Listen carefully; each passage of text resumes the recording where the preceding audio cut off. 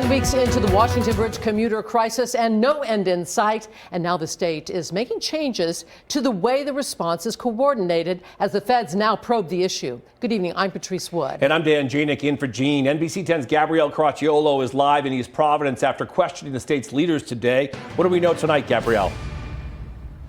Well, RIDOT Director Peter Alviti did not want to talk about that federal investigation today, telling me he has no comment other than the fact that he is fully cooperating with the investigation. Governor Dan McKee says he remains confident in Alviti, but he's sending over people to help the transportation department as this crisis continues.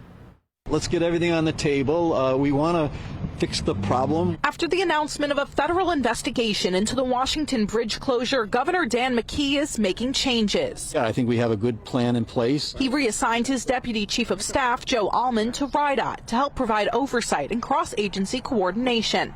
Allman previously spent 15 years as the Lincoln Town Administrator. Joe is an administrator that has got a lot of skill, and we think that he's going to be a big help to kind of coordinate. So it's just a natural that we would have someone,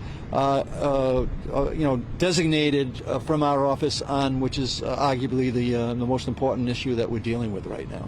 McKee says the Department of Emergency Management is now working with FEMA to pursue any available funding options for the Washington Bridge.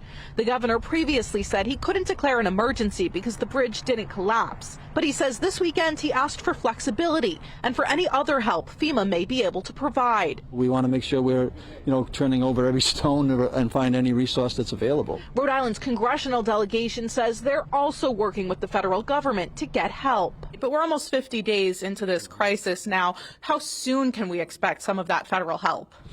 Well, we are pursuing the governor's request and trying to get FEMA to cooperate. They have to follow federal regulations, and they have to make sure that an emergency declaration is appropriate, can be made, and until there is a declaration by the governor, then a lot of the programs just are not triggered.